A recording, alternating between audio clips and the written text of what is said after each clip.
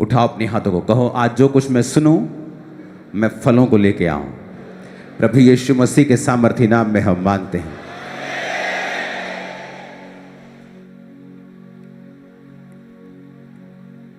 आप लोग, मुझे विश्वास है कि आप लोग ऑनलाइन इस झारखंड के क्रूसेड को अटेंड कर रहे होंगे। हाँ, सभी थे ऑनलाइन।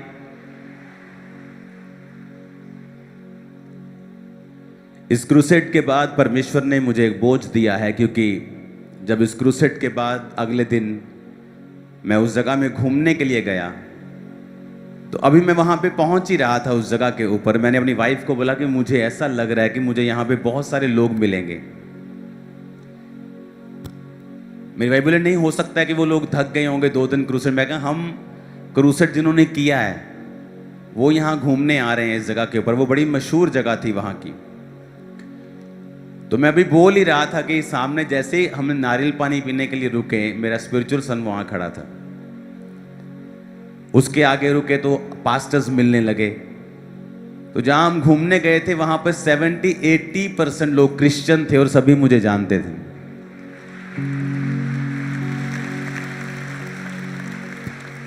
और पास्टर्स बहुत से मुझे मिले। उन्होंने बताया कि उनकी स्टेट में अलग अलग तरह के परसिक्यूशंस हैं, अलग अलग तरह के उनको दबाने के लिए लॉ पास हो रहे हैं। तो मेरे अंदर ये बोझ परमेश्वर ने उसी दिन से, उसी क्षण से डाल दिया था।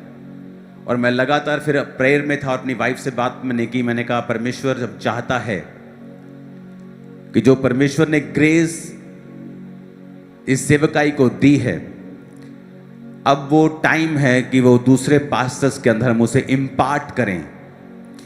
क्योंकि जो आप देखते हो स्टेज के ऊपर, ये आउटकम है, ये रिजल्ट है, लेकिन जो तैयारी है वो आपको कभी नहीं दिखती।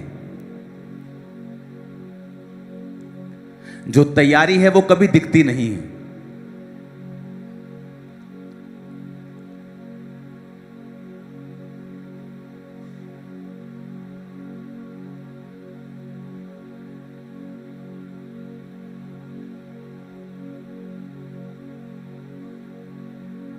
अपने पड़ोसी को बोलो तैयारी दिखती नहीं कभी। जो आप बिल्डिंग देखते हो ना, बुर्ज खलीफा देखते हो आप, वाह कितना लंबा है, कितना अच्छा है, लेकिन उसकी जो नींव है वो उससे कहीं अधिक मुश्किल, मजबूत, फैली हुई है जितना आपको वो दिखता है। तो परमेश्वर मेरे अंदर ये बोझ लगातार डालता ही जा रहा था कि मैं, क्योंकि उस पास्टर मीटिंग जैसे हम करते हैं, एक दिन की पास्टर्स आते हैं और चले जाते हैं, अब वो मीटिंग ऐसी नहीं होगी। उसमें जो शेड्स हैं उनको स्पेशली तैयार किया जाएगा पास्टर्स, उनकी फैमिलीज के रहने के लिए। स्पेशल खाने का मेन्यू रेडी होगा, स्पेशल टीचिंग्स होंगी, वीडियो डेमोन्स्ट्रेशन होगी, रिटन टीचिंग होगी, सेमिनार्स होंगे, और उसमें बहुत से लॉयर्स भी होंगे जो आपको लॉ के बारे में भी बताएंगे। उसमें एक सेशन ऐसा भी होगा, हीलिंग सेशन होगा, टीचिंग सेशन होगा और सेमिनार्स होंगे। और ये इसलिए कि परमेश्वर के जो लोग हैं उनको ये बताया जा सके कि हर एक परिस्थिति के नीचे आपको गॉस्पल कैसे प्रीच करना है। क्योंकि जो तैयारी है वो कभी नजर नहीं आती। अब जब जीसस को लोग मिलते थे तो बाइबल कहती है कि भीड़ की भीड़ यीशु मसीह के पीछे रहती थी। जब भीड़ की भीड़ परमेश्वर के पीछे रहती थी तो वचन कहता है कि लोग उस पर गिरना चाहते थे, लेकिन किसी को भी जीसस के बारे में इतना पता नहीं था, पर्सनल लाइफ के बारे में। वो चेलों को मालूम था। इसलिए वचन कहता है कि वो 3-3.5 साल उसने चेलों को ट्रेंड किया। यीशु मसीह ने लोगों के साथ सिर्फ 34 दिन बिताए हैं सेवकाई के दौरान। जब वो लोगों के साथ बैठे, उनको हील किया, उनको डिलीवर किया, उनको प्रीच किया। और उस, आप इमेजिन करो, लाखों लोगों के साथ उन्होंने 34 दिन बिताए हों और सिर्फ 12 लोगों के साथ उन्होंने 3-3.5 साल बिताए हों। बुद्धि क्या कहती है कि लाखों लोगों के साथ ज्यादा समय बिताना चाहिए कि 12 लोगों के साथ ज्यादा समय बिताना चाहिए? अरे भाई, लाखों लोगों के साथ ज़्यादा समय बिताना चाहिए, लेकिन परमेश्वर ने लाखों लोगों के साथ सिर्फ दिन बिताए हैं, लेकिन अपने चेलों के साथ उसने साल बिताए हैं। उसका रीज़न ये था कि परमेश्वर ये चाहते थे कि उसके जो चेले हैं वो चीज़ों को सीखें जो लोगों को नज़र नहीं आती, लोगों को सिर्फ रिजल्ट नज़र आता है। ओ अच्छा, लंगड़ा चल पड़ा, ओ अच्छा, रसौली गायब हो गई, ओ अच्छा 20 साल बाद बेबी हो गया, ओ परमेश्वर ने कितना बड़ा चमत्कार किया, वो कभी चला नहीं था। आपको सारे ये रिजल्ट नज़र आते हैं, लेकिन इसके पीछे की तैयारी, इसके पीछे की प्रिपरेशन, इसके पीछे का सेक्रीफाइस वो लोगों को कभी भी नज़र नहीं आता था। तो वो चेलों को परमेश्वर ने वो साइड दिखाई, और उन चेलों में भी कुछ ऐसे थे जो ज़्यादा काम कर सकते थे दूसरे चेलों के मुकाबले में। वो कम काम कर सकते थे, कुछ ज़्यादा काम कर सकते थे। ये बात थी कि परमेश्वर जो कुछ उन्हें दिखा रहा है, परमेश्वर जो कुछ उन पर प्रकट कर रहा है, वो उसको कितना फॉलो कर रहे हैं और उनकी ज़िंदगी में परमेश्वर के प्रति कितना समर्पण है। ऊंची आवाज में कहो हालेलुया। तो ये बोझ अब मेरे अंदर घर कर चुका है कि मैं पास्टर्स को बुलाऊं और उन्हें ये टीच करूं, और ये टीचिंग लंबी होगी, सुबह घंटों हो रही है, फिर लंच टाइम के बाद शाम को घंटों हो रही है, और दिन रात हो रही है, फिर 1 दिन, फिर 2 दिन, फिर 3 दिन, फिर प्रेयर माउंटेन के साथ, प्रार्थना के साथ वो जुड़ेंगे। तो वो पूरा हफ्ता हम यही काम करेंगे। तो पास्टर्स को ईस्टर के बाद मैं अनाउंसमेंट करूंगा कि हम कब वो मीटिंग चर्च में अरेंज कर रहे हैं। तो ये एक ब्लेसिंग होगी कि पास्टर्स, क्योंकि पास्टर अगर अच्छी तरह से सीखता है, वो हजारों को बचाता है, वो सैकड़ों को छूता है। अगर वो ट्रेंड है, अगर वो वेल इक्विप्ड है, अगर उसे पता है कि मुझे क्या करना है, मुझे किस तरह से सेवकाई को करना है, जब विरोध है तब मुझे क्या कहना है, किस तरह से सेवा को आगे बढ़ाना है। तीतुस 1 उसकी 4 आयत में लिखा है, तीतुस के नाम जो विश्वास की सहभागिता के विचार से मेरा सच्चा पुत्र है। ये पौलुस कह रहा है। तीतुस भी उसका एक स्पिरिचुअल सन था। परमेश्वर पिता और हमारे उद्धारकर्ता मसीह यीशु की ओर से तुम्हें अनुग्रह और शांति मिलती रहे। मैं इसलिए तुम्हें क्रेते में छोड़ आया था कि तू शेष बातों को सुधारे और मेरी आज्ञा के अनुसार नगर नगर प्राचीनों को नियुक्त करे, जो निर्दोष और एक ही पत्नी के पति हों और जिनके बच्चे विश्वासी हों, जिनमें लुचपन और निर्कुंशता का दोष ना हो, क्योंकि अध्यक्ष को परमेश्वर का भंडारी होने के कारण निर्दोष होना चाहिए। ना हठी, ना क्रोधी, ना पियक्कड़, ना मारपीट, ना नीच कमाई का लोभी, अतिथि सत्कार करने वाला, भलाई का चाहने वाला, संयमी, न्यायी, पवित्र, जितेंद्रिय। यानी जितेंद्रिय का मतलब कि जिसने अपनी इंद्रियों, जिसने अपनी वातावरण, अपने जीवन के ऊपर फतह को प्राप्त किया हो, जो अपने एटमॉस्फेयर से, अपनी परिस्थितियों के सामने झुका ना हो। ये एक टीचिंग है जो एक प्रेरित पास्टर को दे रहा है। पौलुस ने, अगर मैं पौलुस की मिशनरी यात्राओं को पढ़ रहा हूं और अगले हफ्ते पाम संडे है, तो अगले हफ्ते का जो आनंद है वो पूरा साल छाया रहता है हमारे जीवन के ऊपर। तो खजूरों के डालियों के साथ आना है, समय से पहले आना है। फिर आपको जिद नहीं करनी मुझे इसी हॉल में बैठना है, मुझे वहां नहीं बैठना। आपको समय से पहले आना है। इस हॉल को और अधिक कोशिश करेंगे पीछे से और इधर उधर से करें, इसको और बड़ा करें ताकि ज़्यादा से ज़्यादा लोग इस हॉल में आ सकें। तो तैयार रहना है पाम संडे, बेस्ट संडे को रिसीव करने के लिए। आमीन। और उसके बाद फिर आपको बताने की जरूरत नहीं, रियल होली कम्युनियन डे, जिस दिन यीशु मसीह ने सच में प्रभु भोज लिया था, और उसके बाद गुड फ्राइडे, जीसस क्राइस्ट के सूली पे टांगे जाने का दिन, और उसके बाद ईस्टर यानी प्रभु यीशु मसीह के जी उठने का दिन। अभी तो मुझे आपको इनवाइट करने की भी जरूरत नहीं। इन दिनों में जाओ, लोगों को इनवाइट करो। इस संडे से लेके अगले संडे जितनी मीटिंग्स आती हैं, सब मीटिंग्स को अटेंड करके अंदर भर लो। पूरा साल काम आएंगी ये मीटिंग्स। हालेलुया। अब पौलुस यहां कह रहा है कि मैं तुझे क्रेते में इसलिए छोड़ आया कि तू शेष रहित बातों को सुधारे और नगर नगर प्राचीनों को नियुक्त करे और उनकी खूबियां बताएं कि वो निर्दोष हों, एक ही पत्नी के पति हों। परमेश्वर के वचन के मुताबिक जो सेवकाई करने वाला व्यक्ति है उसके लिए परमेश्वर ने स्ट्रॉन्ग नियम ठहराए हैं। विश्वासियों के लिए वो नियम इतने स्ट्रांग नहीं। विश्वासी गलती करता है, माफ़ी मांग लेता है, आमीन कर देता है, फिर गलती करता है, माफ़ी मांग लेता है, उसकी लाइफ में ऐसे ही चलता रहता है। लेकिन सेवकों के लिए परमेश्वर ने ऐसा नियम नहीं ठहराया है। सेवकों में तो ये भी लिखा है कि जो एक बार गिर गया वो दोबारा से उस फिर पदवी को ना पकड़े। बहुत कठिन सेवकाई के रूल हैं, लेकिन आज शायद वो नई चर्च फॉलो नहीं कर रही, वो बात अलग है। जो निर्दोष हो, एक ही पत्नी के पति हों, जिनके ऊपर कोई फाइनेंशियल फ्रॉड ना हो, जिनके ऊपर कोई फिजिकल फ्रॉड ना हो, जो अपने आप को इन दुनिया की चीजों से अलग रखते हों। हालेलुया।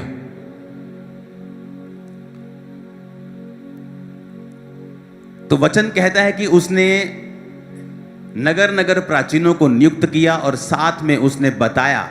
अगर आप पौलुस की शिक्षाओं को पढ़ेंगे तो उसने अगर पत्रियां लिखी हैं, उन पत्रियों में सारी बात ही उसने चरित्र की है, विवेक की है, करेक्टर की है, विश्वास की है, अड़े और खड़े रहने की है, सताव सहने की है, प्रचार करने की है।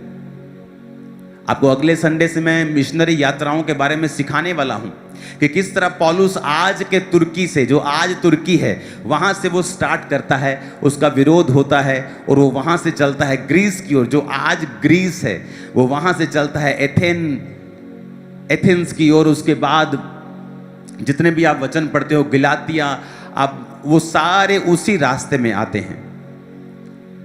वो दिरबिया जिसको आप पढ़ते हो प्रेरितों के काम के अंदर, वो उसी ग्रीस में आता है जहां पर वो पौलुस जेल में बंद किया गया था और जेल टूट गई थी जब वो वर्शिप कर रहे थे पौलुस और सिलास। वो आज भी वो जेल उसी कंडीशन में ग्रीस में मौजूद है।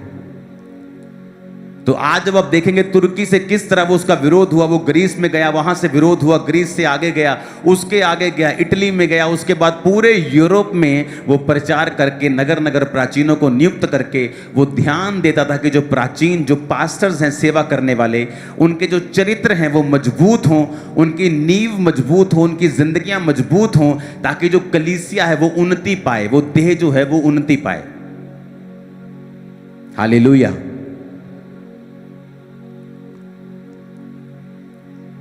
याद रखो, कलीसिया का एक काम है, पास्टर का एक काम है, प्रेरित का एक काम है, भविष्यद्वक्ता का एक काम है। हर एक व्यक्ति को परमेश्वर ने, बाइबल कहती है कि परमेश्वर ने कितनों को प्रेरित, कितनों को भविष्यद्वक्ता, कितनों को इवेंजलिस्ट, प्रचारक, कितनों को सिखाने वाले, कितनों को पास्टर्स, टीचर्स नियुक्त किया ताकि परमेश्वर के जो लोग हैं वो उन्नति पाएं। मसीह की देह जो है वो कलीसिया जो है वो उन्नति पाए। हालेलुया। जब छत्तीसगढ़ के बारे में मुझे मालूम हुआ और बाकी स्टेट्स के बारे में मालूम हो रहा है, ये ज़रूरी है कि आप लोग पास्टर्स के लिए प्रार्थनाएं करें, चर्चिस के लिए प्रार्थनाएं करें, चीज़ों के लिए प्रार्थनाएं करें कि परमेश्वर जो ग्रेस आपको दे रहा है वो दूसरे भी उससे प्रभावित हों, उससे आशीषित हों। आमीन।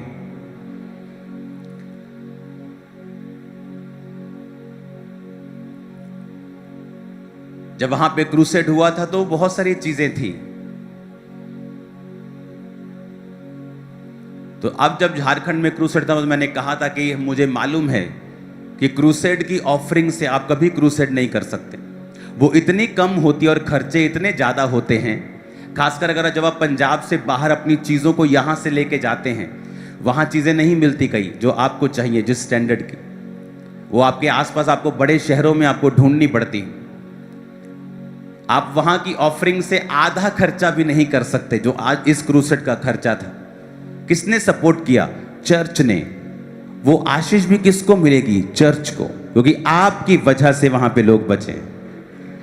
कितने समझ रहे हैं इस बात को? वहां पे टीम बता रही थी कि 2 दिन की ऑफरिंग में आधा खर्चा भी नहीं होगा, लेकिन वो खर्चा किसने किया? जिन्होंने प्लेज किया कि मैं झारखंड क्रूसेड के लिए मैं बीजों को बोऊंगा। पौलुस कहता है कि तुमने मेरी मिशनरी कामों के लिए सहायता की। ये कलीसिया का काम है, सुसमाचार के लिए सहायता करना। क्रूसेड किसी पैसे के लिए नहीं किया जाता, ना ही ऑफरिंग के लिए किया जाता, बल्कि वहां पे उल्टा चर्च के लाखों रुपया लगते हैं, फाइनेंशियली लाखों लगा के आती है चर्च। लेकिन जो फायदा होता है किंगडम को, परमेश्वर के राज्य को, सुसमाचार में, नीचे से लेके ऊपर तक, हर मंत्री से लेके हर पॉलिटिशियन से लेके विश्वासियों को मालूम था कि परमेश्वर के राज्य में बड़े काम हुए हैं। बहुत से लोग नए थे जिन्होंने अपना जीवन परमेश्वर को दिया। हजारों लोग परमेश्वर में शामिल हुए। हजारों पास्टर्स ने आशीष को पाया वहां पे आकर। तो आपको क्या लगता है, वो लोग जिन्होंने सपोर्ट किया कि हम आपको सपोर्ट करते हैं, इस चर्च को सपोर्ट करते हैं, हम जानते हैं कि ऑफरिंग से क्रूसेड नहीं करवाए जा सकते। जो पंजाब के क्रूसेड होते हैं वहां की ऑफरिंग से आधा खर्चा निकल जाता है, लेकिन बाहर के क्रूसेड से आधा खर्चा भी नहीं निकलता है। लेकिन जो लोग बोने वाले लोग, उनको मालूम होता है कि हम चर्च में बो रहे हैं, परमेश्वर का काम हो रहा है, बड़ा काम हो रहा है। पौलुस का भी यही काम था। वो जहां जाता था मिशनरियों को, वहां पे प्राचीनों को नियुक्त करता था, उनको कैरेक्टर के बारे में सिखाता था, पास्टर्स को सिखाता था कैसे जीवन जीना है, क्योंकि उसे मालूम था कि अगर मैं इनकी पर्सनल लाइफ में इनके कैरेक्टर को अगर मैं सेट कर दूंगा, इनकी स्पिरिट को सेट कर दूंगा, ये कभी भी गिरेंगे नहीं, ये कभी भी सेवा में रुकावट नहीं आएगी। ऊंची आवाज में को हालेलुया।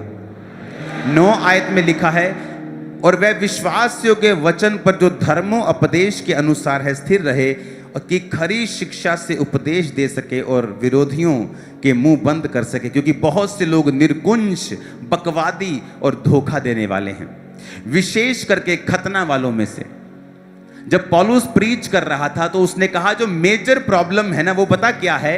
वो अविश्वासी नहीं हैं, वो यहूदी हैं, वो क्रिश्चियन लोग हैं जो मेन बकवाद करने वाले, झूठ फैलाने वाले, निर्कुंज, धोखा देने वाले। निर्कुंज का मतलब जिनको खुद कोई दर्शन नहीं है, लेकिन पौलुस जो दर्शन के नीचे था उसकी वो खिलाफत करते थे। कहता है खतना वालों, विशेष करके खतना करने वालों से इनका मुंह बंद करना चाहिए। ये लोग नीच कमाई के लिए अनुचित बातें सिखाकर घरों के घर बिगाड़ देते हैं। कहता है ये लोग जो अपने आप को मसीही कहते हैं, क्रिश्चियन कहते हैं, नीच कमाई के लोभी हैं। आज चर्च में सिस्टम है, अगर आपको क्रूसेड करवाना है आपको इसी नंबर पे ऑफरिंग भेजनी है। क्यों? ताकि लोग इस मिनिस्ट्री का नाम गलत इस्तेमाल कभी ना कर सकें, इसको बिजनेस ना बना सकें। यहां जब पास्टर्स लोग आएंगे, लाखों रुपए का खर्चा होगा, लाखों रुपया फूड का, लाखों रुपया चीजों का, लेकिन एक भी पास्टर से 50 रुपए भी रजिस्ट्रेशन नहीं ली जाएगी। सब फ्री आएंगे, सब रहेंगे, खाएंगे, पिएंगे, सीखेंगे, उनको देकर भेजेंगे अनॉइंटिंग ऑयल, उनको रुमाल, उनको ब्लेसिंग की चीजें। हालेलुया। जो क्रूसेड्स आज लोगों की कमाई का साधन बन गए कि बड़े पास्टर का क्रूसेड करवाओ, पैसे ऐंठो लोगों से और फिर कहो जी हमने क्रूसेड करवाया। मैंने कहा ऐसा नहीं होगा। आप एक सिस्टम के नीचे काम करेंगे और यही सिस्टम होगा कि लोग एक जगह बोएंगे, वहां से सारा खर्चा होगा, चर्च पे कर देगी। हम अपना साउंड, अपनी चीजें, अपनी स्टेज, सब कुछ अपना लेके गए इधर से, और क्लीन क्रूसेड, फायर से भरा हुआ, आग से भरा। अब तक आग मेरे जीवन पे है उस।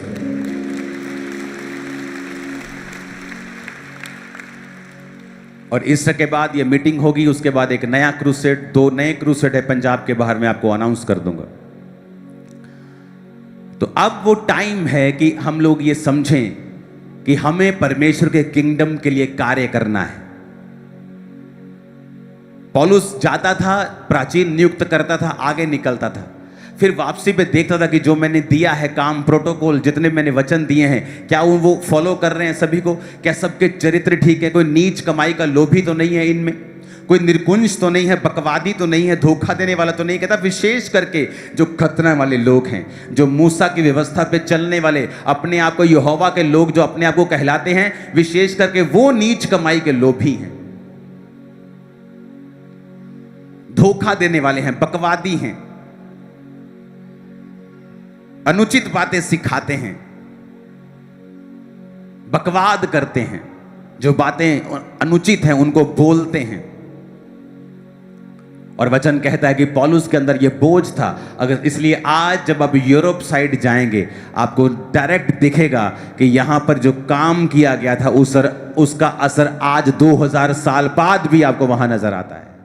2000 साल बाद भी मसीह में की गई मेहनत कभी व्यर्थ नहीं जाती। आज पूरा वर्ल्ड आप इस कलीसिया को देख रहा है, पंजाब की कलीसियाओं को वो देख रहे हैं कि किस तरह से परमेश्वर ने हमें ब्लेस किया और किस तरह से परमेश्वर ने आपकी मेहनत को व्यर्थ नहीं होने दिया। और आप रीजन बने लोगों के विश्वास में बढ़ने का, पास्टर्स के लिए इंकरेजमेंट में रहने का कि परमेश्वर सब कुछ कर सकता है। अगर हम अड़े रहेंगे, खड़े रहेंगे तो डेफिनेटली गवाही के साथ ही वापस आएंगे। आमीन।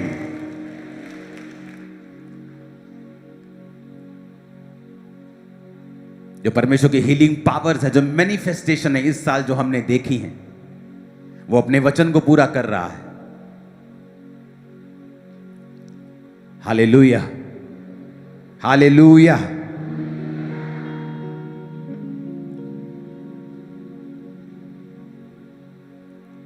अपने देश के लिए अपने हाथों को उठा के प्रार्थना करें। सुनो, जो कुछ देश में घट रहा है, सिलेंडर नहीं है, वो नहीं है, सब कुछ सरकार के ऊपर नहीं होता। जब युद्ध शुरू हो जाता है सरकार कुछ नहीं कर सकती। तो हमारी प्रार्थनाओं की जरूरत है। इस देश को, आप लोगों को अपने हाथों को उठाएंगे, अपने देश के लिए प्रार्थना करेंगे। खुदा बाप, उस युद्ध के ऊपर तेरा हाथ आए, तेरी शांति आए। भारत को ब्लेस कर, यहां के लोगों को ब्लेस कर, हर तरह की शॉर्टेज को खत्म कर खुदावंद। तेरे जीवित नाम में हम मांगते हैं, आमीन। ऊंचा ये आशीष हमारी।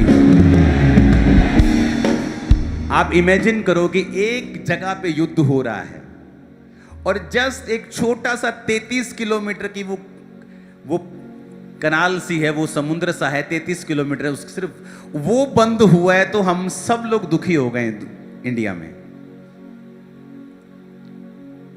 वहां पे हम किसी ढाबे पे या किसी रेस्टोरेंट में रुकते थे तो बोलते थे कि मेन्यू हमारा आधा हो गया, हमारे पास सिलेंडर नहीं। सब इफेक्टेड हैं जस्ट एक छोटे से रास्ते के कारण। इमेजिन करो अगर ये युद्ध 4 गुना बड़ा हो जाए, बड़े देश शामिल हो जाएं। इमेजिन करो पेट्रोल और देश क्या, सरकार क्या करेगी? अब सब दुनिया ही अगर लड़ पड़ी, तुम्हारा पूरा मोहल्ला ही अगर लड़ने लग जाए, तुम क्या कर लोगे? बीच में जाओगे तो तुम्हें भी पड़ जाएगी एक आधी तुम्हें दूर ही रहो भाई। अब पूरा दुनिया ही अगर लड़ने लग गई तो सरकार उसमें क्या करेगी?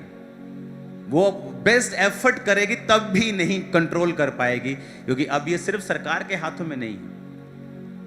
इमेजिन करो एक छोटा सा युद्ध हुआ है, अभी तो अमेरिका जस्ट पीछे खड़ा है, वो तो पूरा लड़ भी नहीं रहा। मैं आपको बता रहा हूं वो इतना पावरफुल है, अगर वो फुल लड़ेगा तो कभी का खत्म कर सकता। इमेजिन करो आप, और ईरान वो भी अपनी पूरी पावर दिखा रहा है। और इमेजिन करो कि एक देश, 2 देश लड़ रहे हैं और पूरी दुनिया पे इफेक्ट हो रहा है। भारत में 140 करोड़, दुनिया का हर 6ठा आदमी एवरेज भारतीय है।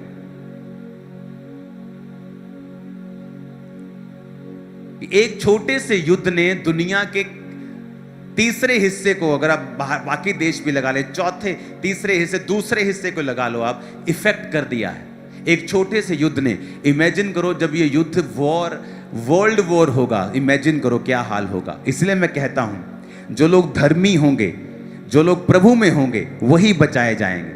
उनको मालूम होगा अब परमेश्वर मेरे साथ है, ऐसी की तैसी शैतान की। और दूसरे लोग क्या होगा? वो घबराएंगे, वो घबराएंगे, उनको घबराहट होगी। ओह ये क्या हो रहा है? 5000 की सिलेंडर मिले, मैं खाऊंगा क्या? मेरे घर में खाना नहीं, मैं करूंगा क्या?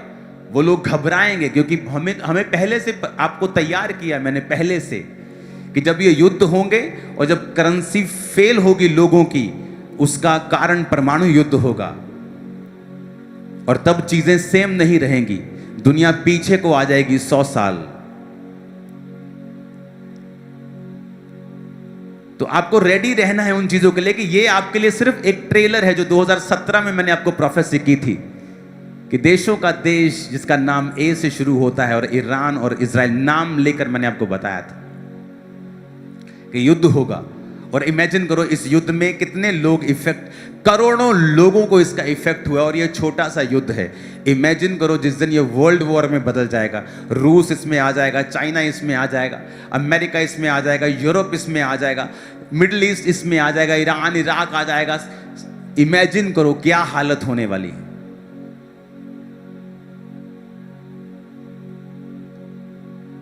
इसीलिए जितनी रूहें बचा सकते हो बचा लो,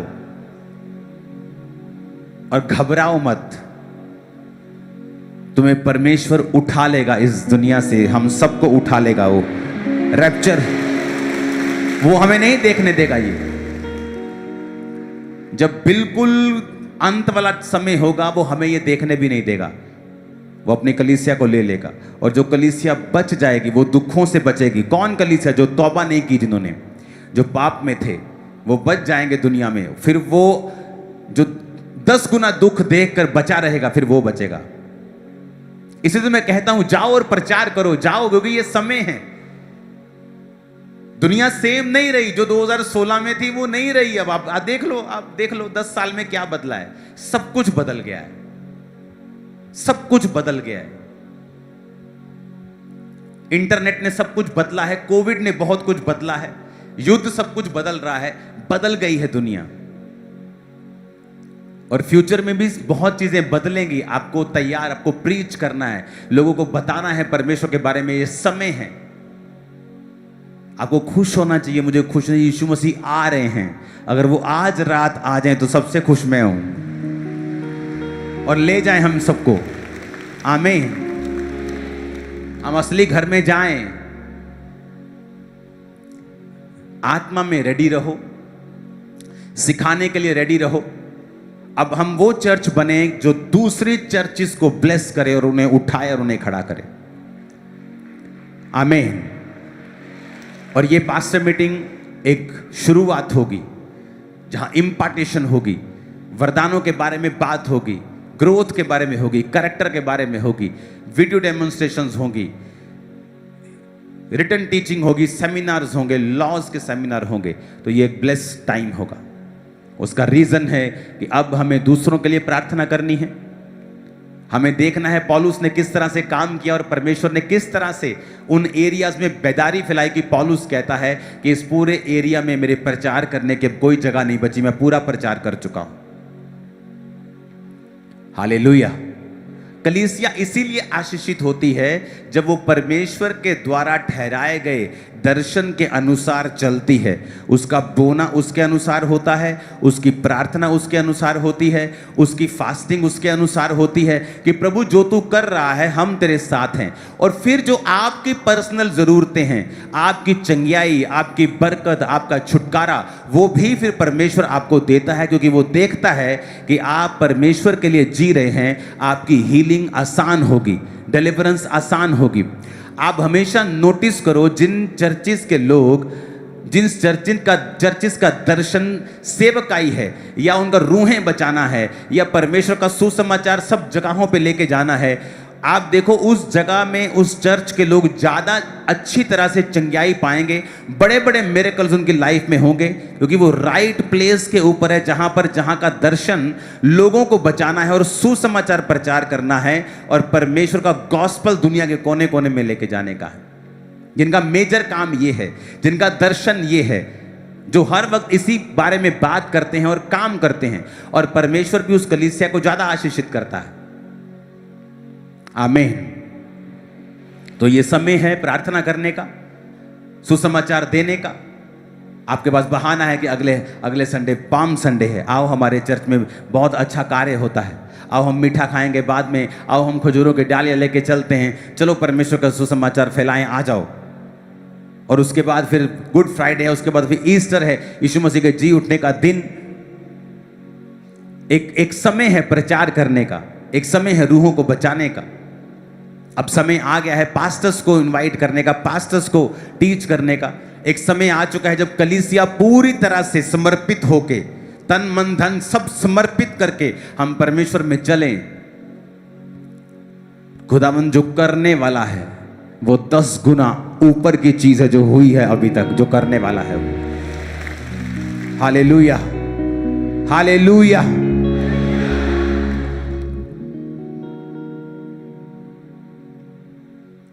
क्रूसेड के बाद पीएनजी के प्राइम मिनिस्टर का मुझे वीडियो कॉल आया, मुझे कॉन्ग्रेचुलेट कर रहे थे कि मैंने वो मीटिंग देखी, वाह बड़ा अच्छा था। कि पूरी दुनिया तक वो सुसमाचार क्या है कि परमेश्वर क्या कर रहा है। अब हमें प्रार्थनाओं में रहना है, पूरी दुनिया के लिए प्रार्थना करनी है, पास्टर्स के लिए प्रार्थना करनी है, इंडिया की अदर स्टेट्स के लिए प्रार्थना करनी है, दूसरे पास्टर्स के लिए प्रार्थना करनी है कि परमेश्वर इस चर्च को यूज करे। प्रार्थना करनी है कि वो पास्टर्स को इम्पार्ट कर सकें, उनको इक्विप्ड कर सकें, उनको ब्लेस कर सकें, उनको इनकरेज कर सकें।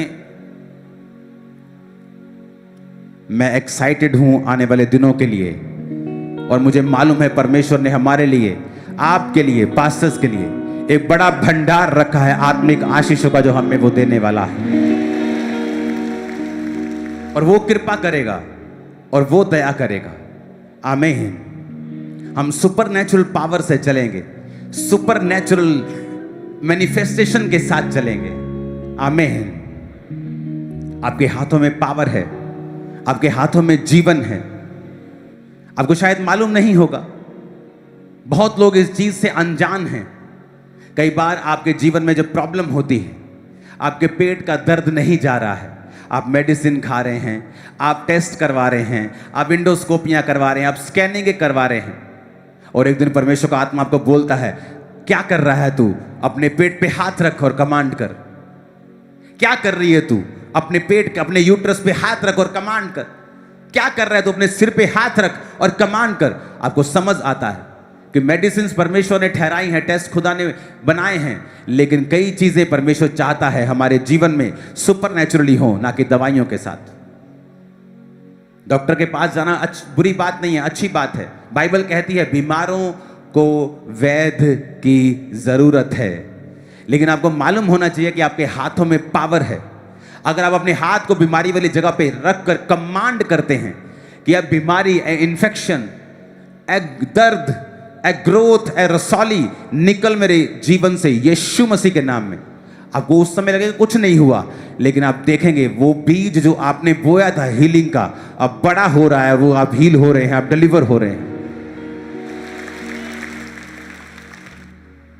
आप अच्छी डाइट लें, कोई फर्क नहीं, डाइट से आप हील होते हैं, आप मैनेज होते हैं, बट डाइट आपको हील नहीं करती, वो आपको मैनेज करती है। आप कभी किसी शुगर वाले व्यक्ति से पूछे जो दवाई खाते हैं शुगर की, कि वो दवाई उनकी हीलिंग के लिए है क्या? नो, शुगर की गोली आपको कभी हील नहीं करती है। शुगर की गोली आपकी शुगर को मैनेज करती है। बीपी की गोली आपकी बीपी को मैनेज करती है, उसे हील नहीं करती है। आप शुगर की गोली खाएंगे वो शुगर कंट्रोल में रहेगी, लेकिन हील हुए क्या? अगर हील हुए तो फिर सारी उम्र से दवाई क्यों खा रहे हैं? क्योंकि वो दवाई आपको हील नहीं करती, आपको मैनेज करती है। तो कुछ देर तक आप वो दवाई ले सकते हैं कि आपकी बॉडी उसे मैनेज करती रहे, ताकि आपको मौका मिल जाए उससे फाइट करने का। लेकिन उसके बाद जब आप अपने हाथों को रखते हैं और बोलते हैं अपने पैनक्रियाज को कि यीशु के नाम में इंसुलिन पैदा कर, यीशु के नाम में मेरी बॉडी नॉर्मल हो, यीशु के नाम में ये बीमारी मेरे जीवन को छोड़ के जाए, आप देखते हैं वो शुगर की गोली आपको छोड़नी पड़ती है, क्योंकि वो हीलिंग आपकी बॉडी में प्रवेश कर चुकी है। आमीन। आपके हाथों में वो पावर है, आपके हाथों में वो परमेश्वर की सामर्थ है। आप एक लाइव से बनाए गए हैं। वचन कहता है जब परमेश्वर ने आपको अपने हाथों से मिट्टी को गूंथा तो जीवन का सांस फूका, और जैसे अपना सांस आप पर फूका आप जीवित हो गए और परमेश्वर के जैसे हो गए। अब आप में वही लाइफ है जो जीसस क्राइस्ट में है, वही जीवन है। जब हम प्रभु भोज भी लेते हैं, हम क्या कहते हैं? परमेश्वर जिस तरह मैं तुझको खा रहा हूं तेरा जीवन मुझ में बने रहे। कई लोग जब आप मैच्योर क्रिश्चियन नहीं होते, आप हर चीज के लिए ले हैंड ढूंढते हैं। आपको दर्द है, आप ले हैंड ढूंढते हैं, प्रार्थना ढूंढते हैं। जबकि अगर आप एक जीवित चर्च के मेंबर हैं तो वो पास्टर आपको सिखाएगा कि आपको मेरे हाथ को खोजने की जरूरत नहीं है। आप अपनी बॉडी पे हाथ रखें, अपने जीवन को करेक्ट कर लें, तौबा में चले जाएं और रोज अपने जीवन बॉडी पे हाथ रखें, उस बीमारी को जाने के लिए बोलें, उस इन्फेक्शन को गायब होने के लिए बोलें। आप देखेंगे कि आप रिकवर कर रहे हैं और पूरी तरह से हील हो चुके हैं और वो शैतान आपको छोड़ के जा चुका है। मैं आपको बता रहा हूं, आपके हाथों में वो लाइफ है, आपके हाथों में वो जीवन है, आपके जीवन के अंदर, आपकी बॉडी के अंदर वो जीवन है। जस्ट आपको वो अधिकार प्रयोग करने आने चाहिए। आमीन, आमीन। कई बार आप डाइट से उसे मैनेज करते हैं, हम कई बार दवाइयों से उसे मैनेज करते हैं, हम उसे मैनेज कर सकते हैं, लेकिन जो हीलिंग है वो खुदा की ओर से आती है। आप उसे हील नहीं कर सकते। इसलिए कहा जाता है अच्छी डाइट खाएं। जो सेमिनार चर्च ने करवाए थे वो डाइट के उसे फॉलो करें। लेकिन अगर आपको कंप्लीट हीलिंग चाहिए, डिलीवरेंस चाहिए, तो बॉडी पे हाथ रखें, यीशु के वचन को कमांड करें, यीशु की आज्ञाओं पर चलें और देखें फिर आपकी लाइफ में क्या होता है। जबरदस्त रिजल्ट आएगा आपकी लाइफ में। आमीन। आपके शब्दों में पावर है। आप अपने मुंह से बिगाड़ सकते हैं, मुंह से बना सकते हैं।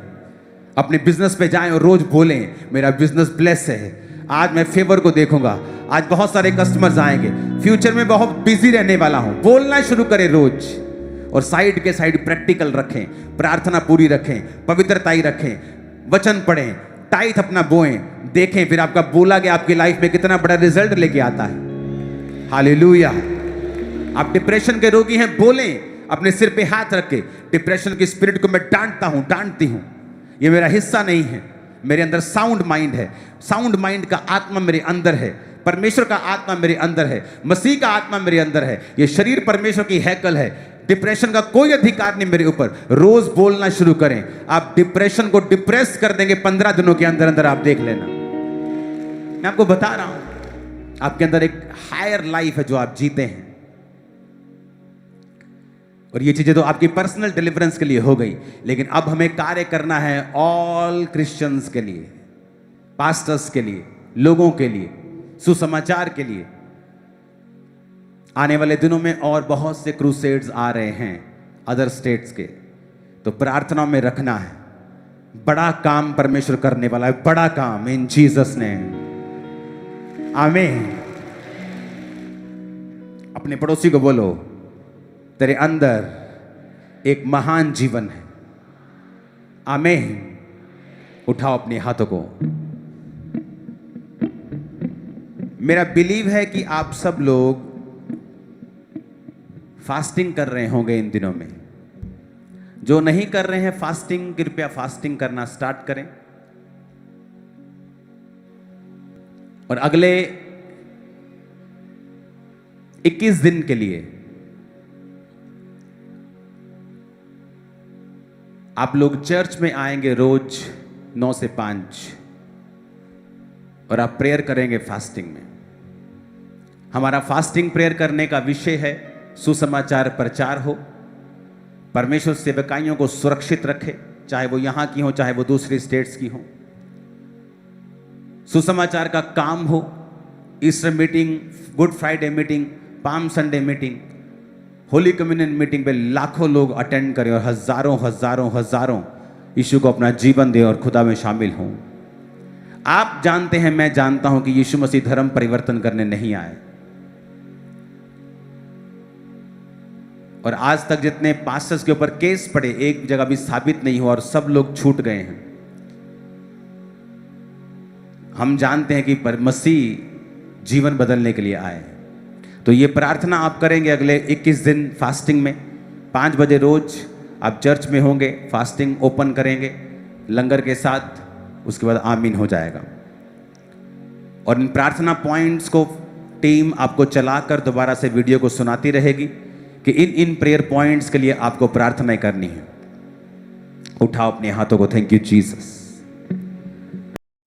जय मसीह की प्रियो। मैं जानता हूं आप लोगों ने ये सामर्थ्य वचन की वीडियो पूरी सुनी होगी। मैं जानता हूं आज आपने अपोस्तल अंकुर नरुला जी के द्वारा जो वचन सुना है, उस वचन के द्वारा पवित्र आत्मा ने आपसे बातें करी होंगी। क्योंकि आपके जीवन में बहुत सारी ऐसी बातें होती है, बहुत सारी बीमारियां होती है, बहुत सारी परेशानियां होती हैं जिनके सवाल हमें नहीं मिल पाते। लेकिन मेरे प्रियो, जब हम खुदा का वचन सुनते हैं, जब हम खुदा का वचन पढ़ते हैं, तो परमेश्वर हमसे अपनी आत्मा के द्वारा बातें करता है। परमेश्वर हमसे अपने दासों के द्वारा बातें करता है। परमेश्वर हमें उन सारी बातों को बताता है जो हमसे छिपी हुई होती हैं। मेरे प्रियो, मैं जानता हूँ आपने इस वीडियो के द्वारा उस चीज़ को जाना होगा, उस वचन को सुना होगा। तो आशा करता हूँ आपको बहुत सारी बातें सीखने के लिए मिली होंगी। और हाँ, मैं आपसे एक रिक्वेस्ट चाहता हूँ, आप इस वीडियो को लाइक करिए, सब्सक्राइब करिए और कमेंट करिए। मेरे प्रियो, जब आप इस तरह से लाइक और शेयर और सब्सक्राइब करते हो तो यूट्यूब के पास में एक पॉजिटिव सवाल जाता है, एक पॉजिटिव थिंक जाता है। वो देखता है कि इस वीडियो पर अच्छे लाइक हैं, इसका मतलब वो उस वीडियो को और बढ़ाता है और पुश करता है।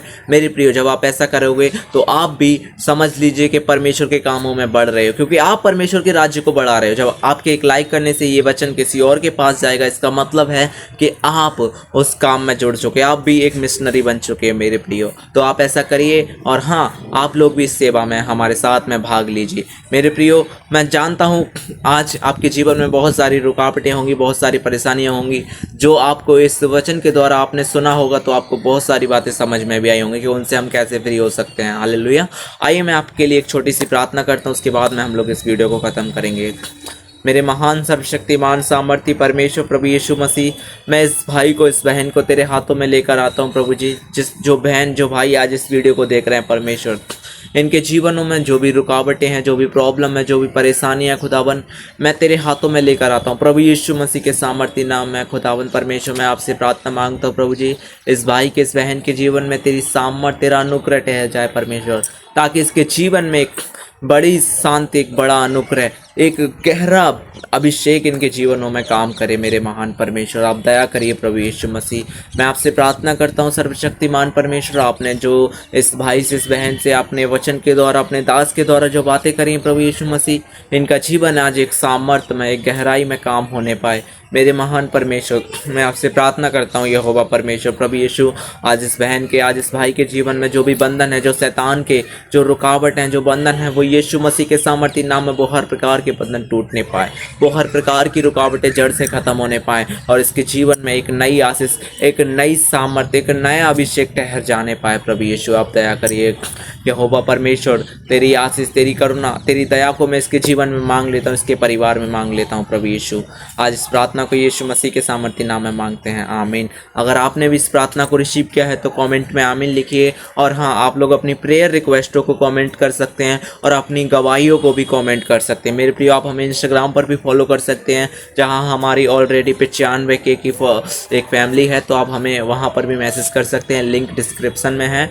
और हाँ, फेसबुक पर भी आप हमें फॉलो कर सकते हैं, अपनी गवाहियों को हमारे साथ शेयर कर सकते हैं, जिनके विषय में हम एक वीडियो बनाएंगे। प्रभु आपको आशीष दे। जय मसीह की।